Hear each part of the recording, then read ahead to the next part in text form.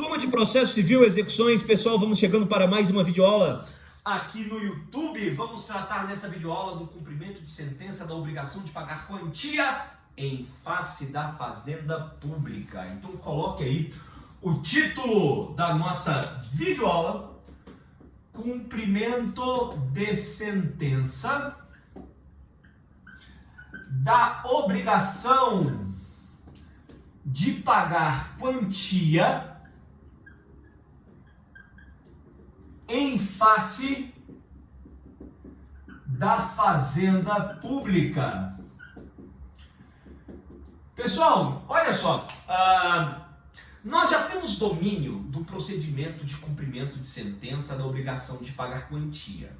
Já estamos familiarizados e já tivemos muitas abordagens, tanto aqui no YouTube como nos nossos encontros via Google Meet. Agora eu quero trazer uma particularidade para a pretensão executiva baseada em um título executivo judicial. Que particularidade é essa? A obrigação de pagar que será executada encontrará no polo passivo, na condição de executado, não qualquer pessoa, mas vai encontrar um ente público. E por se tratar de um ente público, o procedimento é impactado com mudanças substanciais, mormente no que tange ao pagamento da obrigação. Então, a primeira nota que a gente vai trazer diz respeito àquele prazo para pagamento.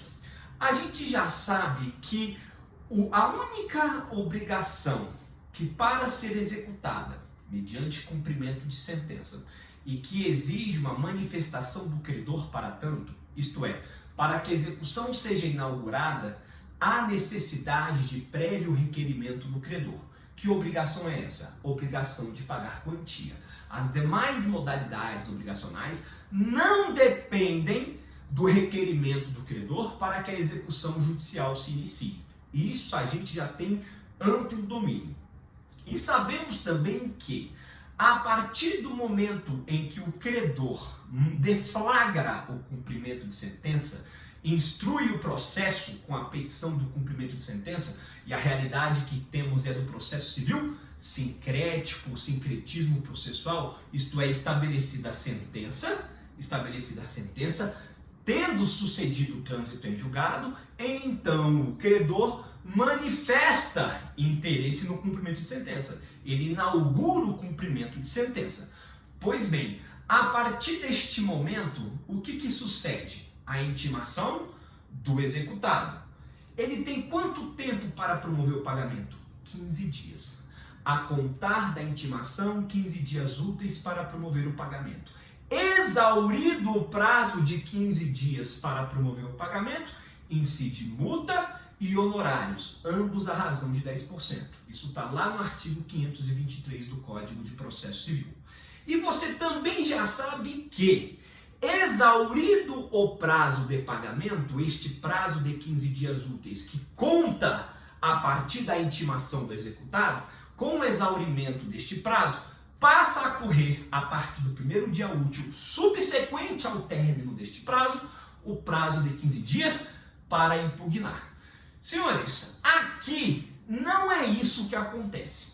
Em razão desta condição especial de encontrar no polo passivo a fazenda pública, um ente público, não teremos este prazo de 15 dias para pagamento. Por quê? Porque o pagamento a ser realizado pela fazenda pública se dará de duas maneiras, de uma entre duas maneiras. Como é que ocorre o pagamento? Primeiro, para a gente organizar aqui o nosso quadro, eu quero colocar referências dogmáticas, tá? Na base legal. Onde é que você consegue acompanhar comigo isso no CPC? A partir do artigo 534. E nós teremos também uma base muito importante, que é a base constitucional, a partir do artigo 100 da Constituição Federal. Senhores, olha só. Quando no procedimento eu tenho aqui o cumprimento de sentença,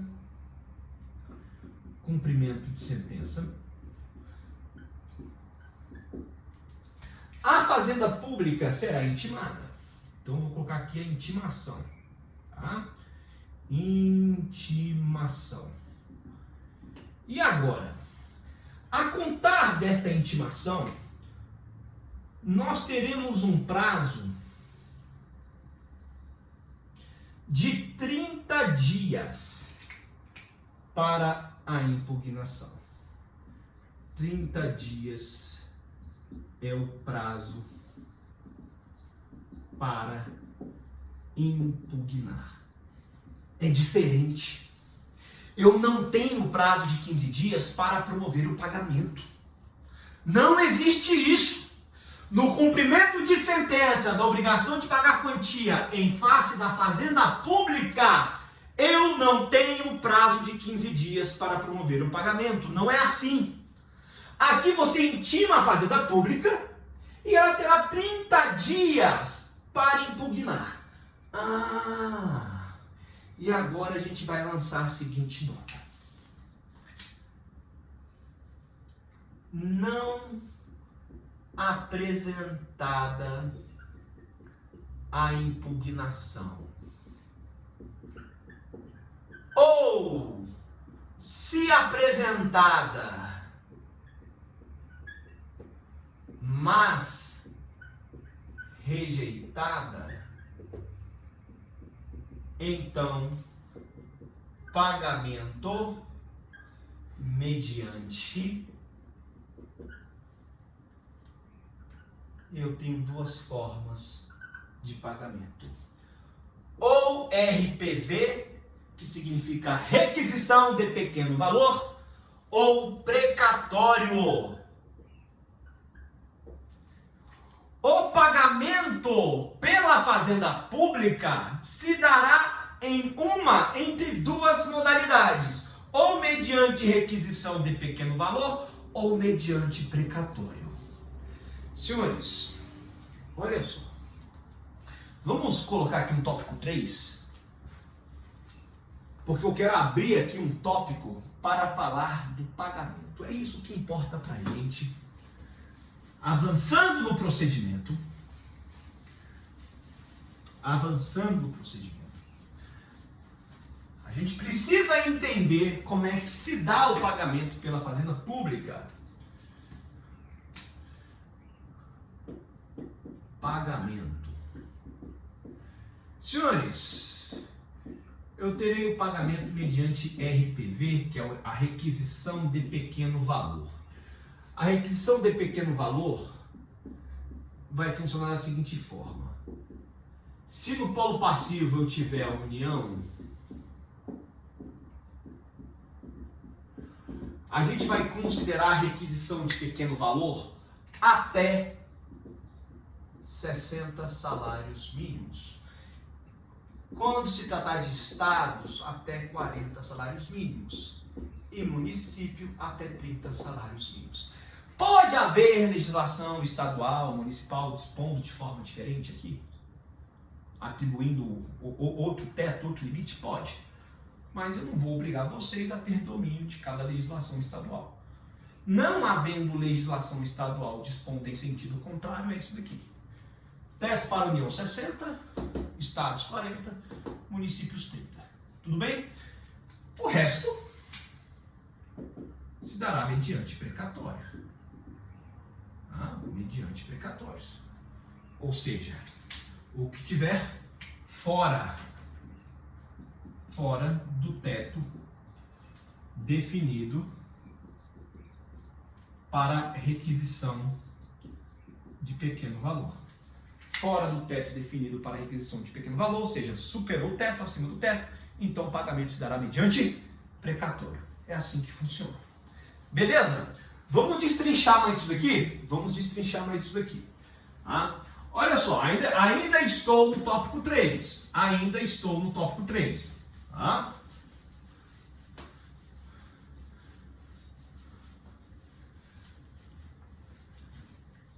Maravilha. Olha aqui. Pessoal, estamos falando aqui do sistema de precatórios, né? Precatórios. Quando que ocorre o pagamento? Quando? Quando? Depende. Depende. Se o precatório, olha aqui, se o precatório for apresentado até 1º de julho, então o pagamento se dará até 31 de dezembro,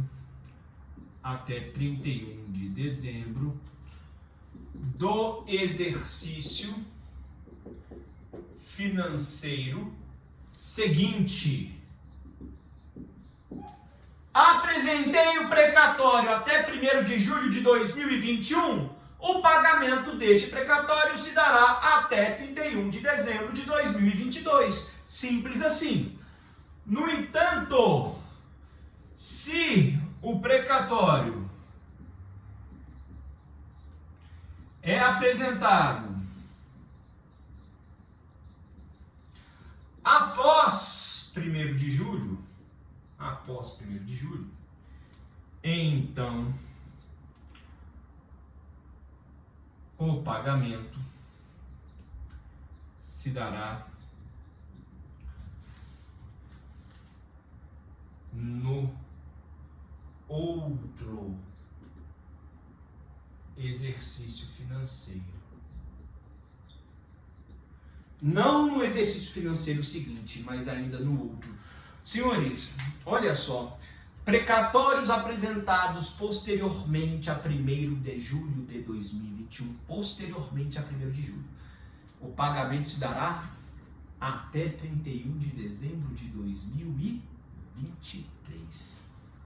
Apresentei até 1º de julho de 2021, pagamento até 31 de dezembro de 2022. Apresentei posteriormente a 1º de julho de 2021, pagamento até 31 de dezembro de 2023. Por quê? Porque apresentando-se até 1º de julho do ano em curso, dá tempo da inclusão daquela verba, daquela condenação, dá tempo da inclusão na dotação orçamentária do ano seguinte. E este pagamento, este valor, ele é consignado para o tribunal. O dinheiro vai lá para o tribunal. E aí o tribunal expede o precatório. É assim que funciona. Tudo bem? Beleza com relação a esse calendário? Senhores, bom, a partir disso a gente tem algumas considerações importantes para fazer nessa sistemática do pagamento mediante precatório. Vamos fazer algumas observações aqui. Olha só. Ainda estou no tópico 3.2. Ainda.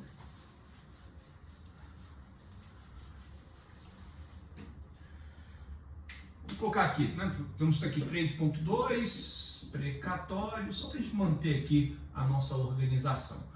Vamos fazer aqui uma primeira observação. Fracionamento de precatório, é possível? Fracionamento. Professor, o que você quer dizer com isso? Eu quero dizer o seguinte. Eu posso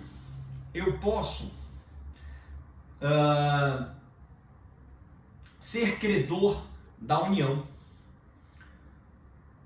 no valor de 80 salários mínimos. 80. Eu posso receber, mediante RPV, 60 salários mínimos, porque o teto contra a União 60, e deixar para receber mediante precatórios apenas 20 salários mínimos. Peguei 80 e fracionei. Atingi o teto mediante RPV e peguei 20 salários mínimos para receber mediante precatório. Qual que é a vantagem? Você ainda não anotou, mas anote agora. O pagamento mediante requisição de pequeno valor se dá em até 60 dias. É assim que funciona. Em até 60 dias. Tá? Bom, se o pagamento mediante RPV se dá em até 60 dias, é mais vantajoso, é mais sério, é mais rápido. Eu posso fracionar é possível fragmentar esse crédito para que eu receba 60 salários mínimos mediante RPV, muito mais rápido, daqui 60 dias está no meu bolso, e deixar para receber apenas 20 salários mínimos mediante precatório? Não. Não se admite a fragmentação, o fracionamento do valor da condenação para que eu receba parte mediante RPV e apenas aquilo que sobejar, aquilo que restar mediante precatório. Não é possível. Não é possível fracionamento. Beleza? Ok? Segunda observação. Observação 2. Vamos colocar aqui compensação. O que significa isso? Pode a Fazenda Pública compensar o crédito que está sendo executado contra ela com uma dívida fiscal que este particular tenha como ente público, como erário? Então eu sou devedor da União, tenho dívida aí de imposto de renda, mas tem um processo que eu ganhei da União, sou credor. Então eu tenho ali 100 salários mínimos para receber da União, mas tenho um débito de imposto de renda de 30 salários mínimos. Então eu tenho um crédito de 100 no processo, mas tenho um débito, uma dívida fiscal de 30 salários mínimos. Então, se a gente compensar, eu terei que receber 70 salários mínimos. É possível realizar essa compensação? Senhores, muito cuidado, muito cuidado. Por quê? O texto da Constituição, e no Google Meet a gente vai ter essa leitura do dispositivo constitucional, mas é um dos parágrafos do artigo 100 da Constituição. O que eu quero que você entenda aqui e agora é o seguinte: segundo o texto constitucional, parece que essa compensação só depende da manifestação da Fazenda Pública. Ou seja, se a Fazenda Pública manifestar interesse na compensação, a compensação vai acontecer independentemente da aquiescência, da concordância do exequente. Não é assim. O Supremo Tribunal Federal já se pronunciou e se manifestou no sentido de que, para que a compensação aconteça, é possível? É. No entanto, o exequente tem que concordar com a compensação. Se ele não concordar com a compensação, não vai haver compensação. Ah, professor, mas e o que acontece? Bom, a Fazenda Pública, se quiser, que execute o particular. Da mesma forma como o particular executou a Fazenda Pública, se quiser, executa o particular. Simples assim. Beleza? Ok? Senhores, essa possibilidade de compensação, ela acontece da seguinte forma: antes de expedir o precatório, o presidente do tribunal, porque o precatório, a ordem de pagamento, ela é expedida pelo presidente do tribunal. Então eu tenho as varas de Fazenda Pública, e aí os juízes informam ao presidente do tribunal aquela condenação e a ordem de pagamento é determinada pelo presidente do tribunal. Você vai encontrar isso aí no artigo 534 do Código de Processo Civil. Tá? É o presidente que dá a ordem de pagamento. O que o presidente faz antes da ordem de pagamento? Intima a Fazenda Pública. Fazenda Pública, vou dar uma ordem de pagamento contra você aqui. Vou dar uma ordem de pagamento. Tem compensação para ser feita em relação a esse contribuinte? Se tiver compensação para ser feita e houver interesse, se manifeste no prazo de 30 dias. Depois que a Fazenda Pública houver se manifestado, aí o presidente tem que abrir prazo para o particular aquecer, manifestar concordância a respeito deste interesse na compensação. Se o particular não manifestar interesse, não concordar com a compensação, não vai haver compensação. Beleza? Senhores,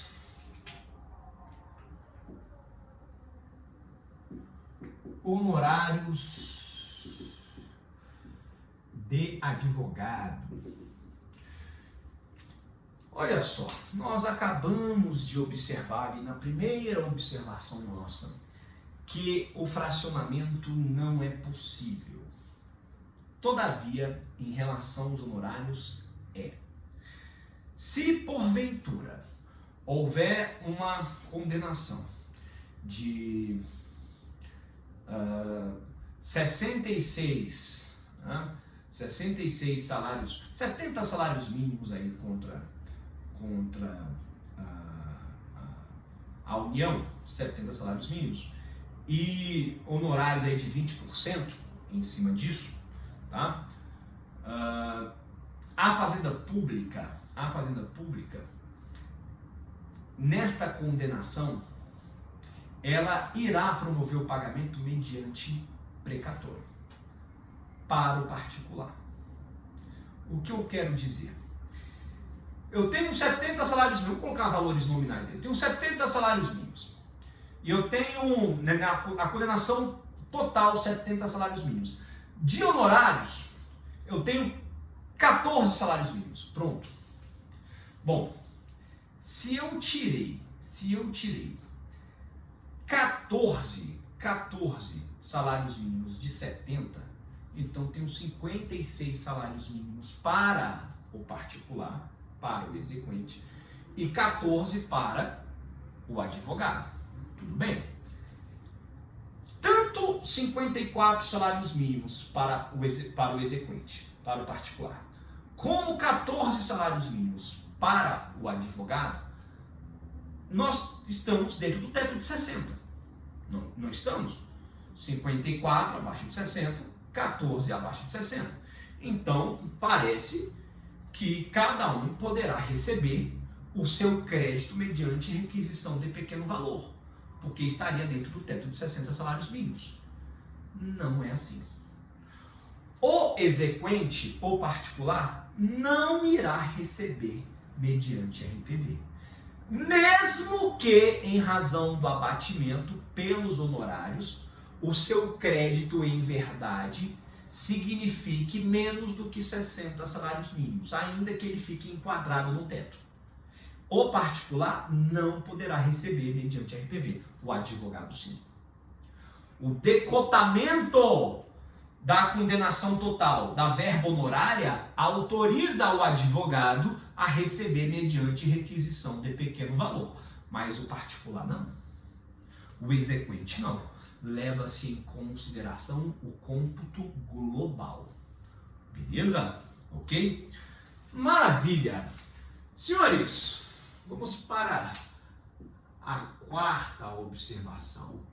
Vamos colocar aqui, ó, a ordem de pagamento. Senhores, os precatórios, eles são pagos via de regra segundo a ordem cronológica em que foram apresentados.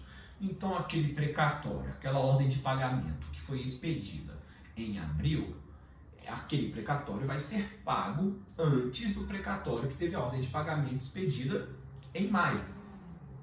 Então, a cronologia da ordem de pagamento, da apresentação do precatório, é que determina aí exatamente o calendário dos pagamentos. Os precatórios são pagos segundo a ordem de apresentação, uma ordem cronológica, simples assim. Contudo, existem algumas preferências estabelecidas na Constituição, e é a respeito disso que eu quero falar. Haverá uma superpreferência, tá? Então a gente vai ter uma regra geral. Vou colocar assim, regra geral. Regra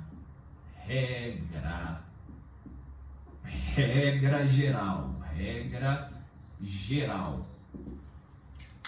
Os precatórios são pagos segundo a ordem cronológica de apresentação. Pagamento segundo a ordem cronológica de apresentação. Ok. Essa é a regra geral. Porém, quais são as exceções? Senhores, eu tenho aqui uma super preferência. Quem é que tem aí essa super preferência? Eu tenho uma super preferência e depois eu tenho uma preferência. A super preferência diz respeito àqueles idosos, portadores de doença grave e deficientes nos termos da lei, detentores de crédito de natureza alimentícia. Então, para estar aqui na super preferência, não é qualquer crédito. Tem que ser o que? Crédito de natureza alimentícia. E não é qualquer pessoa. Idosos, portadores de doença grave e os deficientes nos termos da lei. Pronto. Estes estão na super preferência. Ok? Porém, esta super preferência não é ilimitada. Não. Esta super preferência tem um limite no valor. Estas pessoas que estão aqui, elas recebem antes de todo mundo? Sim. Mas até que valor? Até 3 vezes o valor da RPV. Então, se um idoso é titular de um crédito de 200 salários mínimos contra a União, até 180 salários mínimos, 3 vezes o valor da RPV, 60, 120, 180, ele recebe aqui na superpreferência. E os outros 20? Os outros 20 ele vai receber normalmente segundo a ordem cronológica de apresentação dos precatórios. Ah, vai ser mediante precatório, não vai ser mediante RPV não, porque 200 menos 180 ficou 20. Não, vai receber mediante precatório. Tudo bem? É assim que funciona. Aqui, na segunda fila, na preferência, são os demais titulares, os demais detentores de crédito de natureza alimentícia, mas que não idosos, não portadores de doença grave ou deficientes nos termos da lei. E aí depois, aqui vem a vala comum, a ordem cronológica de apresentação dos precatórios. Beleza? Ok? Pessoal, olha só. Um tópico 4, apenas a gente deixar bem estruturado, um tópico 4, nem vou colocar aqui, 4. Matérias da impugnação. Nós não vimos que o pagamento, ele vai se dar se exaurido o prazo da impugnação, ou seja, a impugnação não foi apresentada, ou se apresentada foi rejeitada. Tudo bem, mas essa impugnação, que matérias podem ser suscitadas? Não vai mudar em relação àquelas matérias que nós já conhecemos. Incompetência do juízo, excesso de execução, declaração de nulidade ou ausência de citação se o processo ocorreu a revelia na fase de conhecimento, aquelas matérias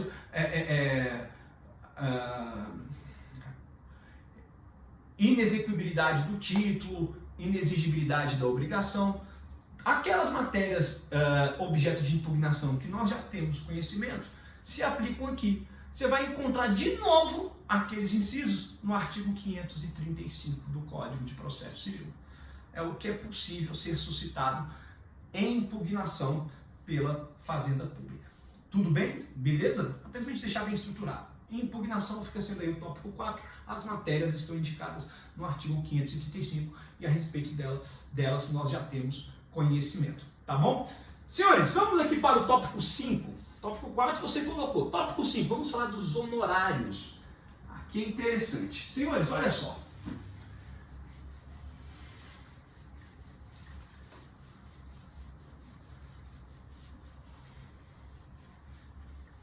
Honorários.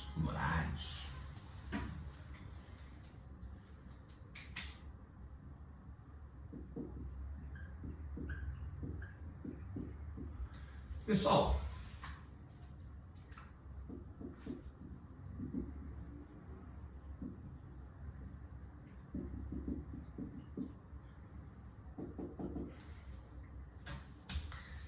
tem uma súmula do STJ, é a súmula 345.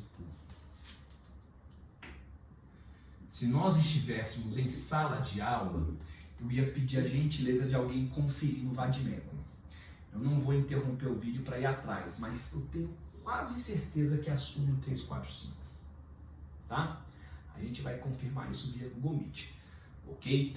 Olha só, mas depois você dá um Google aí, você vai conseguir achar. Mas é a 345, sim. Honorários em face da Fazenda Pública. E aí? Senhores,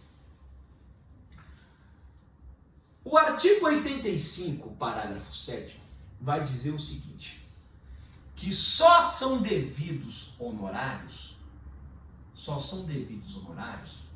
se houver impugnação. Tudo bem? Houve impugnação, então os honorários serão devidos. Claro, se a impugnação for rejeitada.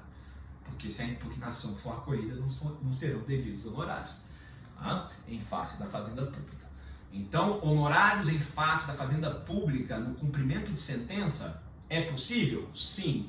Desde que haja impugnação.